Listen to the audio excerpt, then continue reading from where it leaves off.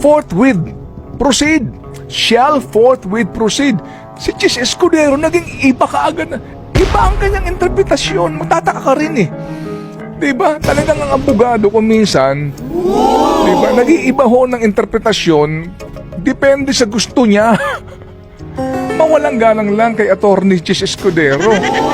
Hindi po ba? Mahirap bang intindihin yun? Forthwith, pumunta Webster Dictionary, pinakasimpleng dictionary. Pag sinabing forthwith, is agad. Ngayon, iba na ang kahulugan. Anong kahulugan? Kung kailan ko gusto.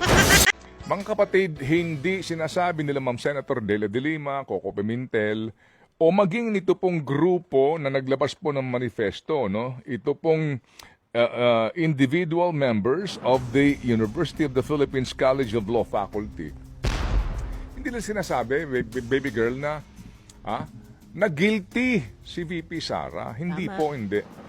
Hindi sila sinasabi na totoo ang lahat ng bintang sa kanya. Hindi po. Ang sinasabi lang po nila, sundin natin kung ano po ang nasa saad sa ating konstitusyon tungkol po sa prinsipyo ng accountability of public officials. They higher the position, mas mataas yung antas ng accountability. Kaya nga po, meron pong kung tawagin ay impeachment process. Yun lang ho naman kanilang pakiusap eh. Hindi po ba? Hindi nangangahulugan na guilty na siya. Kasi nga, sinimulan yung proseso, tapusin na naaayon kung ano ba ang nasusulat na hindi naman komplikadong intindihin eh. Ginagawa lang nilang komplikado. At kung convenient sa kanila, gagamitin nila yung provision ng batas. Pag hindi sa kanila convenient, palalabuin nila yung batas. Alam niyo po yun, ito yung nakakainis dito, di ba? Yung dinidribble ka, ginagawa kang tanga. Hindi po ba? Ngayon, patulan lang natin tong dalawang punto ho dito sa resolution na ito. Yung sinasabi nga po na de facto, no?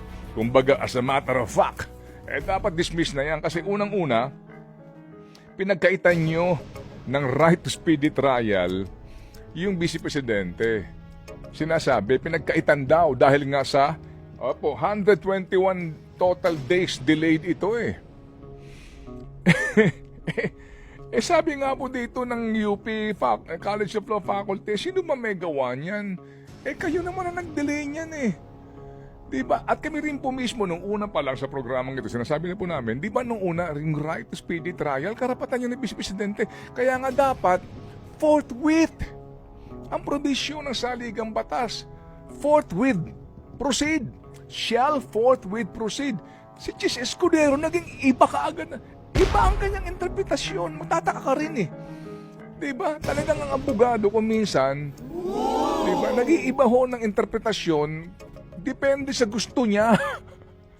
Mawalang galang lang kay Attorney Chis Escudero. Hindi po ba? Mahirap bang intindihin yun? Forthwith, pumunta Webster Dictionary, pinakasimpleng dictionary. Pag sinabing forthwith, is agad. Ngayon, iba na ang kahulugan. Anong kahulugan? Kung kailan ko gusto. Di naman po maliwanag dito eh. So dito sinasabi po nitong resolution na ito na dahil pinagkaitan nyo ng right to speedy trial. And then, matatapos na ang sesyon ng 19th Congress. Hindi po ba? Kaya pag ito ay pinatulan mo nga ng mga argumento, sabi nga ni Senator Pimentel, mukhang flawed ang katwiran. Mukhang highly debatable. Anyway, so sinasabi nga ho naman daw na draft pa lang ito at meron pang iba. So ulit, hindi nila maitatanggi na talagang meron silang balak na i-dismiss ito nang wala pong mangyayaring trial. Klaro na po iyon, no? Unfortunately nga, wala naman sa impeachment rules, baby girl.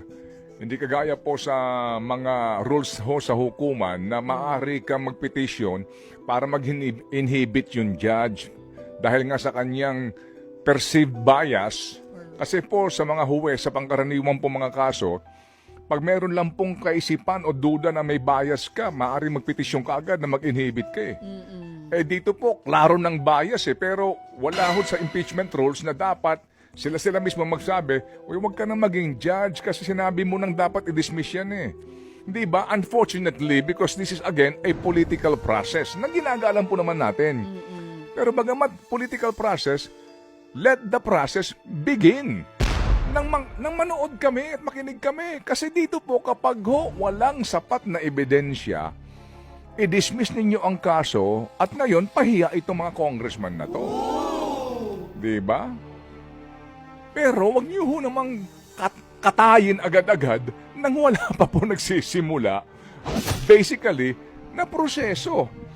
Meron paalala dito basically din po mga kapatid itong mga abogado po diyan sa sa UP College of Law Alam mo pinapaalala nila na during the Estrada impeachment case, in the Estrada impeachment, the non-opening of the second envelope was premised on evidentiary objections regarding relevance and materiality. Naalala ho ninyo, live coverage to tuwing umaga ito Live coverage to. Opo, ANC that time, no? Ang nakatutok dito kasi nga yung channel to, ibang mga channels, depende po kung sino nakasalang doon sa impeachment trial. Talagang live ito. Your Honor, it's immaterial and irrelevant. May mga ganun po mga hirit sila ito po, inaabot ng gabi ito Bubuksan ba natin itong envelope na ito na naglalaman umano ng ebidensya ng prosecution?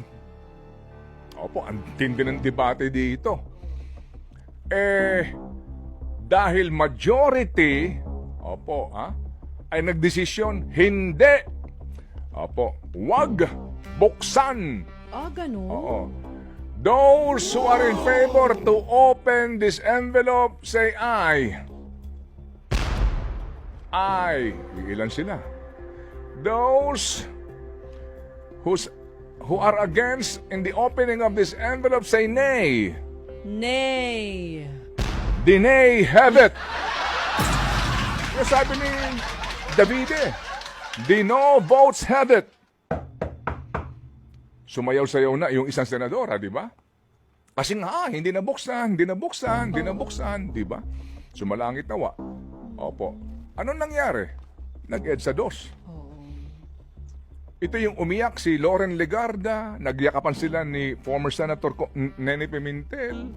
Ito yun. Ito yung pinanonood sa television gabi.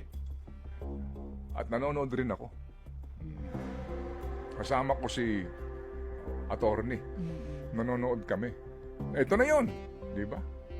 Dahil majority ayaw. Doon na nagsimula ang pag-iipon ng tao sa EDSA.